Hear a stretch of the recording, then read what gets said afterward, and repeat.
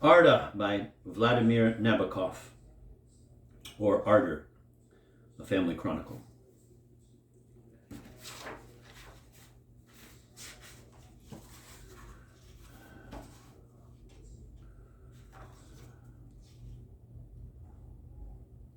With the exception of Mr. and Mrs. Ronald Oranger, a few incidental figures, and some non-American citizens, all the persons mentioned by name in this book are dead. Part 1. All happy families are more or less dissimilar. All unhappy ones are more or less alike, says a great Russian writer in the beginning of a famous novel, Anna Arkadyevich Karenina, transfigured into English by R.G. Stonelower, Mount Tabor Limited, 1880.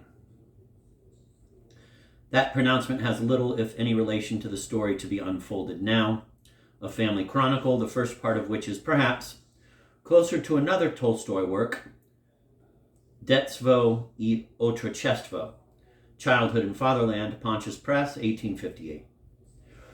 Van's maternal grandmother, Daria Dolly Dermanoff, was the daughter of Prince Peter Zemsky, governor of Brosdior, an American province in the northeast of our great and variegated country, who had married in 1824 Mary O'Reilly, an Irish woman of fashion.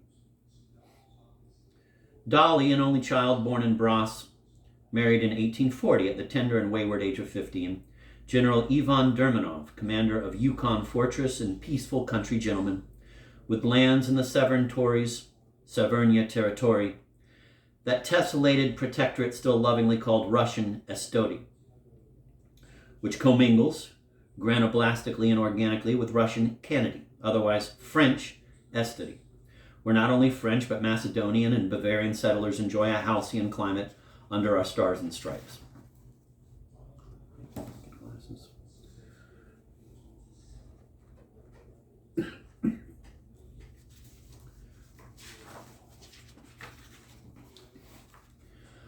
The Dermanovs' favorite domain, however, was Raduga, near the burg of that name, beyond Estodoland proper in the Atlantic panel of the continent between elegant Kaluga, New Cheshire, USA, and no less elegant Ladoga, Maine, where they had their townhouse and where their 3 children were born. A son who died young and famous, and a pair of difficult female twins. Dolly had inherited her mother's beauty and temper, but also an older ancestral strain of whimsical and not seldom deplorable taste, well reflected, for instance, in the names she gave her daughters, Aqua and Marina. Why not Tofana, wondered the good and sur-royally antlered general with a controlled belly laugh, followed by a small closing cough of feigned detachment. He dreaded his wife's flares. On April 23rd, 1869, in drizzly and warm Gaussian green Kaluga, Aqua, aged 25 and afflicted with her usual vernal migraine, married Walter D. Veen, a Manhattan banker of ancient Anglo-Irish ancestry, who had long conducted and was soon to resume intermittently a passionate affair with Marina. The latter, sometime in 1871, married her first lover's first cousin, also Walter Devine, a quite as opulent but much duller chap. The D in the name of Aqua's husband stood for demon, a form of Demian or Dementius, and thus was he called by his kin. In society, he was generally known as Raven Veen or simply Dark Walter, to distinguish him from Marina's husband, Durak Walter, or simply Red Veen. Demon's twofold hobby was collecting old masters and young mistresses. He also liked middle-aged puns. Daniel Veen's mother was a trumbell, and he was prone to explain at great length, unless sidetracked by a bore baiter, how in the course of American history an English bull had become a New England belle. Somehow or other he had gone into business in his 20s and had rather rankly grown into a Manhattan art dealer. He did not have, initially at least, any particular liking for paintings, had no aptitude for any kind of salesmanship, and no need whatever to jolt with the ups and downs of a job, the solid fortune inherited from a series of far more proficient and venturesome Veens. Confessing that he did not much care for the countryside, he spent only a few carefully shaded summer weekends at Artis, his magnificent manor near Ladore. He had revisited only a few times since his boyhood another estate he had up north on Lake Kitej, near Luga, comprising and practically consisting of that large, oddly rectangular though quite natural body of water which a perch he had once clocked took half an hour to cross diagonally, in which he owned jointly with his cousin, a great fisherman in his youth.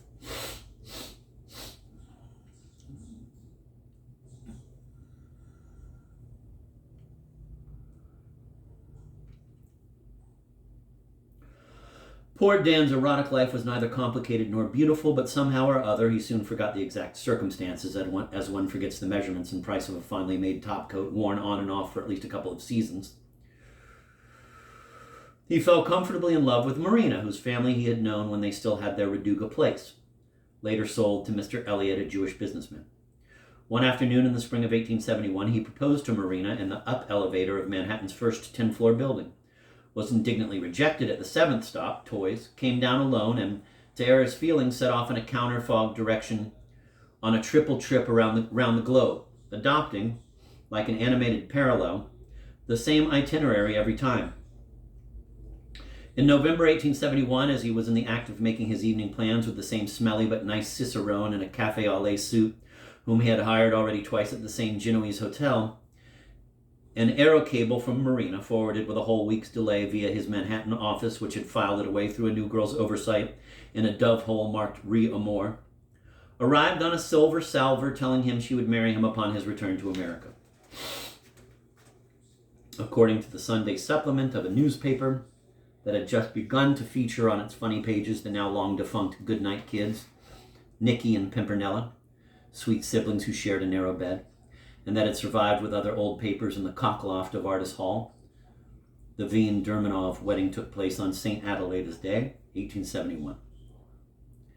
12 years and some 8 months later, 2 naked children, one dark-haired and tanned, the other dark-haired and milk-white, bending in a shaft of hot sunlight that slanted through the dormer window under which the dusty carton stood, happened to collate that date, December 16, 1871, with another, August 16, same year, anachronistically scrawled in Marina's hand across the corner of a professional photograph in a raspberry plush frame on her husband's knee-hole library table. Identical in every detail, including the commonplace sweep of a bride's ectoplasmic veil, partly blown by a parvus breeze athwart the groom's trousers, to the newspaper reproduction. A girl was born on July 21, 1872, at Artis. Her putative father's seat in Ladore County, and for some obscure mnemonic reason was registered as Adelaida. Another daughter, this time Dan's very own, followed on January 3, 1876.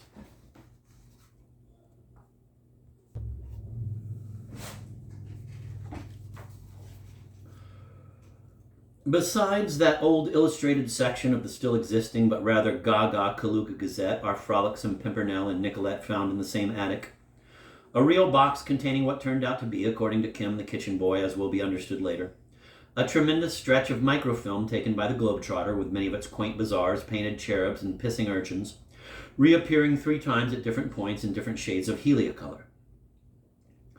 Naturally, at a time one was starting to build a family, one could not display very well certain interiors, such as the group scenes in Damascus starring him and the steadily cigar-smoking archaeologist from Arkansas with the fascinating scar on his liver side, and the 3 fat whores and old Archie's premature squidero, as the third male member of the party, a real British brick, drawly called it.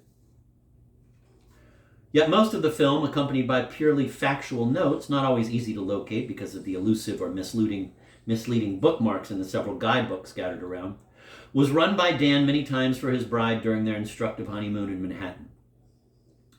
The 2 kids' best friend, however, came from another carton in a lower layer of the past. This was a small green album with neatly glued flowers that Marina had picked or otherwise obtained at X, a mountain resort not far from Brig, Switzerland, where she had sojourned before her marriage, mostly in a rented chalet. The first 20 pages were adorned with a number of little plants collected at random in August 1869 on the grassy slopes above the chalet, or in the park of the Hotel Flory, or in the garden of the sanatorium near it, my Nuss house, as poor Aqua dubbed it, or the home, as Marina more demurely identified it in her locality notes. Those introductory pages did not present much botanical or psychological interest, and the 50 last pages or so remained blank. But the middle part, with a conspicuous decrease in number of specimens, proved to be a regular little melodrama acted out by the ghosts of dead flowers. The specimens were on one side of the folio, with Marina Dermanov, sick, notes en regard. Encolé bleu des Alpes, et en Valais. IIX69 from Englishman in Hotel. Alpine Columbine, Color of Your Eyes. Epervier Auricule, 25.x.69x. X Dr. Lappiner's walled alpine garden. Golden ginkgo leaf. Fallen out of a book, quote, The Truth About Terra, end of quote, which Aqua gave me before going back to her home. 14.xii.69. Artificial Edelweiss brought by my new nurse with a note from Aqua saying it came from a, quote, Miserno and bizarre, end of quote, Christmas tree at the home. 25.xii.69. Petal of Orchid, one of 99 orchids, if you please. Mailed to me yesterday, special delivery. C'est bien le cas de la Dare from Villa Armina, Alps Maritimes. Have laid aside 10 for Aqua to be taken to her at home. X in Valais, Switzerland. Snowing in fate's crystal ball, as he used to say. Date erased. Gentian de Koch, rare, brought by Lapochka, Darling. Lappiner from his, quote, Mute Gentiarium, end of quote. 5/1/1870. Bracket, blue ink blot shaped accidentally like a flower or improved felt pen deletion, end of brackets. Capliquaria compliquata variation aquamarina, X 15/1/70. Fancy flower of paper found in Aqua's purse, X 16.II.1870. Made by a fellow patient at the home, which is no longer hers. Gentiana verna, Printanier, X 28.III.1870 on the lawn of my nurse's cottage. Last day here. The two young discoverers of that strange and sickening treasure commented upon it as follows. I deduce, said the boy, 3 main facts: that not yet married Marina and her married sister hibernated in my lieu de naissance, that Marina had her own Dr. Krolik, poor Anzie Dyer, and that the orchids came from Demon, who preferred to stay by the sea, his dark blue great-grandmother. I can add, said the girl, that the petal belongs to the common butterfly orchis, that my mother was even crazier than her sister, and that the paper flower so cavalierly dismissed as a perfectly recognizable reproduction of an early spring sanicle that I saw in profusion on hills in coastal California last February. Dr. Krolik, our local naturalist, to whom you, Van, have referred, as Jane Austen might have phrased it for the sake of rapid narrative information, you recall Brown, don't you, Smith, has determined the example I brought back from Sacramento to Ardis as the barefoot, B-E-A-R, my love, not my foot or yours, or the Stabian flower girls, an allusion which your father, who according to Blanche is also mine, would understand like this, American finger snap.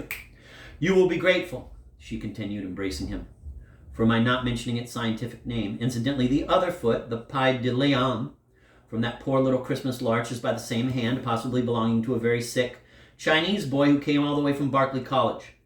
Good for you, Pompanella, whom you saw scattering her flowers in one of Uncle Dan's picture books, but whom I admired last summer in a Naples museum. Now, don't you think we should resume our shorts and skirts and go down and bury or burn this album at once, girl? Right? Right, answered Ada. Destroy and forget. But we will still have an hour before tea.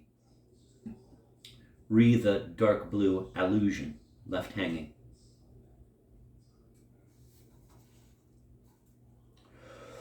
A former viceroy of Estoti, Prince Ivan Temnosini, father of the children's great-great-grandmother, Princess Sofia Zemsky, 1755 to 1809, and a direct descendant of the Yaroslav rulers of pre-Tartar times, had a millennium-old name that meant in Russian dark blue.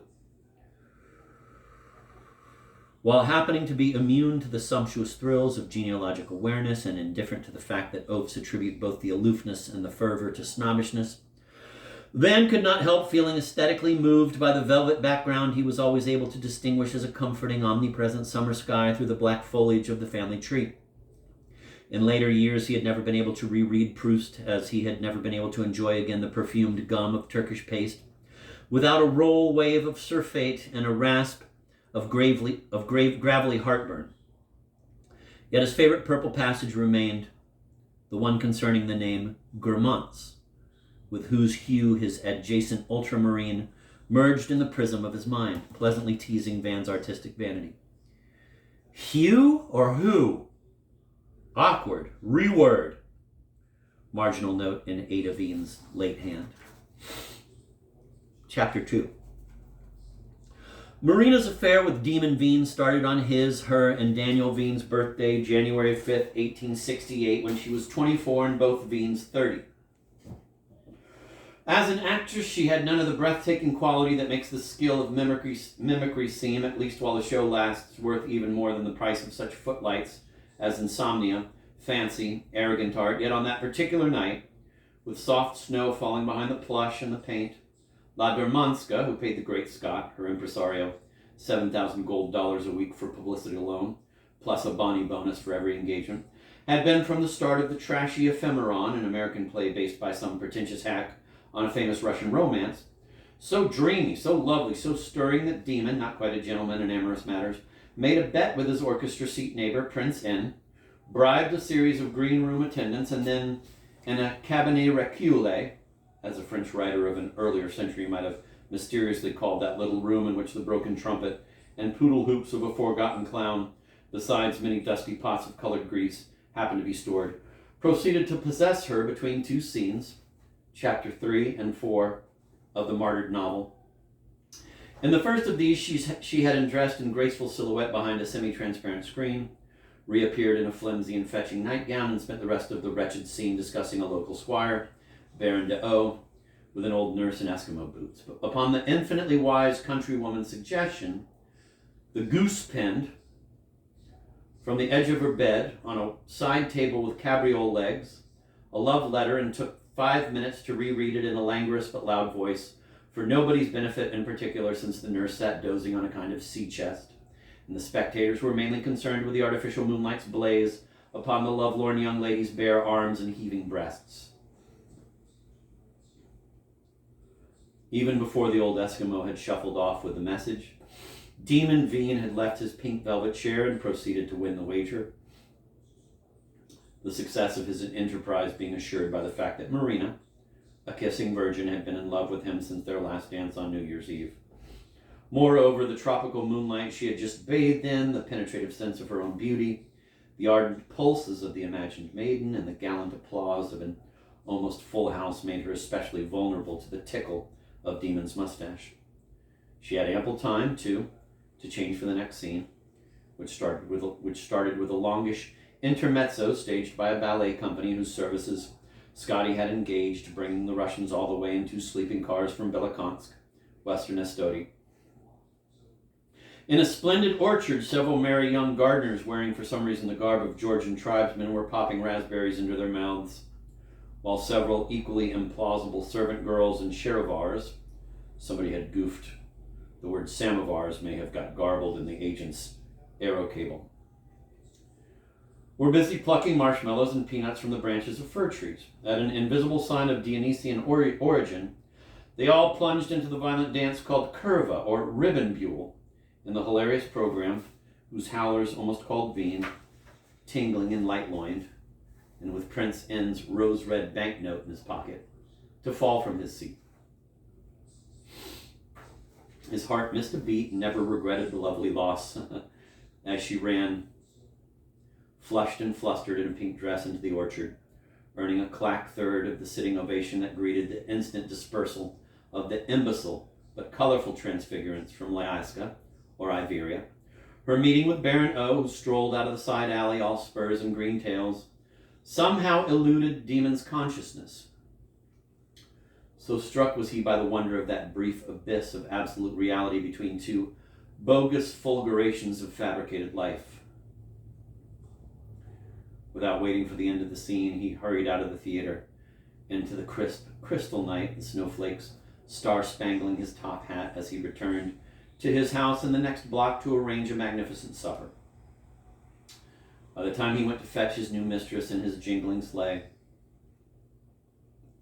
the last act ballet of Caucasian generals and metamorphosed Cinderellas had come to a sudden close, and Baron de O, now in black tails and white gloves, was kneeling in the middle of an empty stage, holding the glass slipper that his fickle lady had left him when eluding his belated advances. The clackers were getting tired and looking at their watches when Marina in a black cloak slipped into Demon's arms and Swan's sleigh. They reveled and traveled, and they quarreled and flew back to each other again. By the following winter, he began to suspect she was being unfaithful to him, but could not determine his rival. In mid-March, at a business meal with an art expert, an easygoing, lanky, likable fellow in an old-fashioned dress coat, Demon screwed in his monocle, unclicked out of its special flat case a small pen and wash, and said he thought, did not doubt in fact, but wished his certitude to be admired, that it was an unknown product of Parmigiano's tender art. It showed a naked girl with a peach-like apple cupped in her half-raised hand,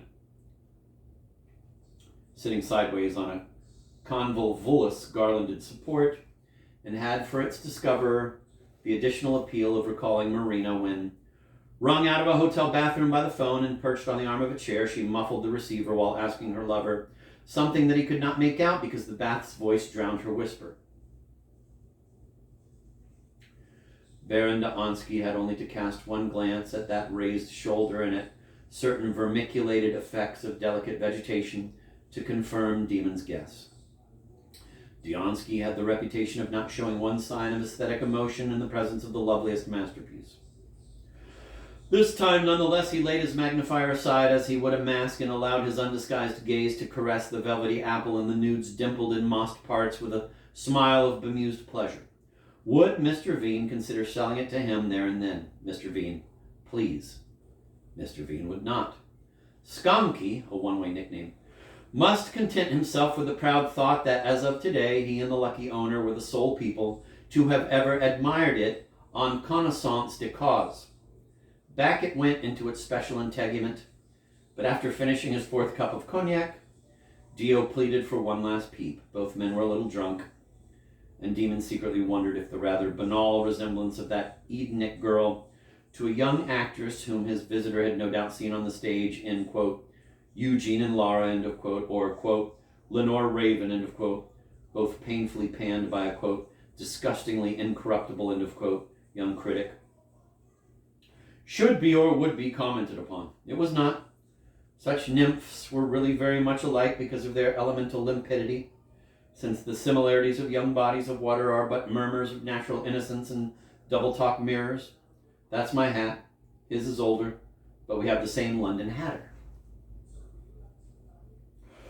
Next day, Demon was having tea at his favorite hotel with a bohemian lady whom he had never seen before and was never to see again. She desired his recommendation for a job in the glass, fish, and flower department in a Boston museum.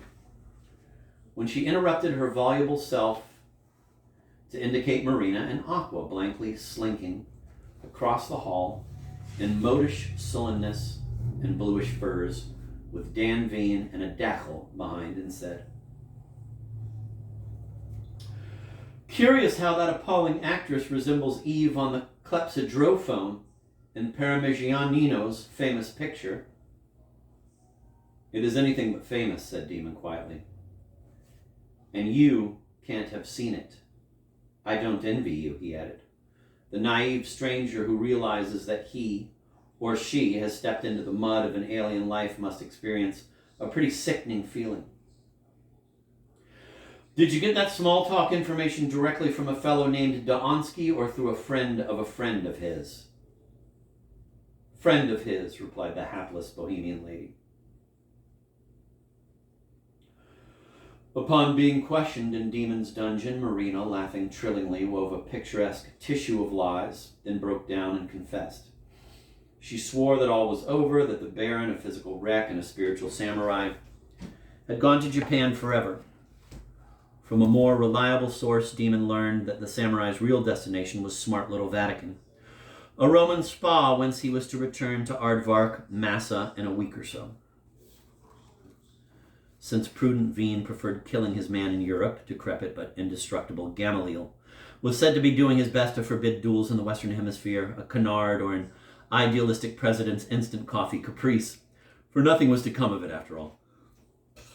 Demon rented the fastest petroplane available, overtook the Baron, looking very fit, in Nice, saw him enter Gunther's bookshop, went in after him, and in the presence of the imperturbable and rather bored English shopkeeper, backslapped the astonished baron across the face with a lavender glove.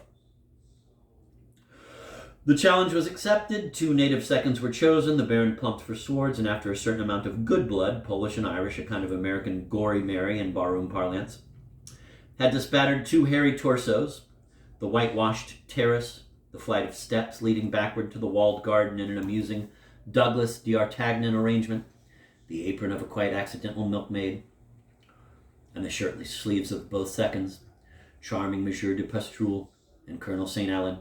A scoundrel, the latter gentleman separated the panting combatants, and Skonky died. Not, quote, of his wounds, end of quote, as it was viciously rumored, but of a gangrenous afterthought on the part of the least of them, possibly self-inflicted, a sting in the groin, which caused circulatory trouble, notwithstanding quite a few surgical interventions during 2 or 3 years of protracted stays at the Aardvark Hospital in Boston, a city where, incidentally, he married in 1869 our friend the Bohemian lady, now keeper of glass Beata at the local museum. Marina arrived in Nice a few days after the duel and tracked Demon down in his Villa Armina, and in the ecstasy of reconciliation neither remembered to dupe procreation, whereupon started the extremely interesno-polagini, interesting condition, without which, in fact, these anguished notes could not have been strung. Van, I trust your taste and your talent, but are we quite sure we should keep reverting so zestfully to that wicked world which, after all, may have existed only honorologically, Van? Marginal jotting, and Ada's 1965 hand crossed out lightly in her latest wavering one. That reckless stage was not the last, but the shortest, a matter of 4 or 5 days. He pardoned her, he adored her, he wished to marry her very much on the condition she dropped her theatrical career at once. He denounced the mediocrity of her gift and the vulgarity of her entourage, and she yelled he was a brute and a fiend. By April 10th, it was Aqua who was nursing him, while Marina had flown back to her rehearsals of Lucille, yet another execrable drama heading for yet another flop at the Lador Playhouse. Adieu, perhaps it is better thus, wrote Demon to Marina in mid-April 1869. The letter may be either a copy in his calligraphic hand or the unposted original. For whatever bliss might have attended our married life, and however long that blissful life might have lasted, one image I shall not forget and will not forgive. Let it sink in, my dear. Let me repeat it in such terms as a stage performer can appreciate. You had gone to Boston to see an old aunt, a cliche, but the truth for the nonce, and I had gone to my aunt's ranch near Lolita, Texas, early one February morning around noon, chez vous. I rang you up at your hotel from a roadside booth of pure crystal, still tear-stained after a tremendous thunderstorm, to ask you to fly over at once because I, Demon, rattling my crumpled wings and cursing the automatic Dorophone, could not live without you, and because I wished you to see, with me holding you, the days of desert flowers that the rain had brought on. Your voice was remote but sweet. You said you were in Eve's state. Hold the line. Let me put you on a peignoir. Instead, blocking my ear, you spoke. I suppose to the man with whom you had spent the night, and whom I would have dispatched had I not been over-eager to castrate him. Now that is the sketch made by a young artist in Parma in the 16th century for the fresco of our destiny, in a prophetic trance and coinciding, except for the apple of terrible knowledge, with an image repeated in 2 men's minds. Your runaway maid, by the way, has been found by the police in a brothel here and will be shipped to you as soon as she is sufficiently stuffed with mercury.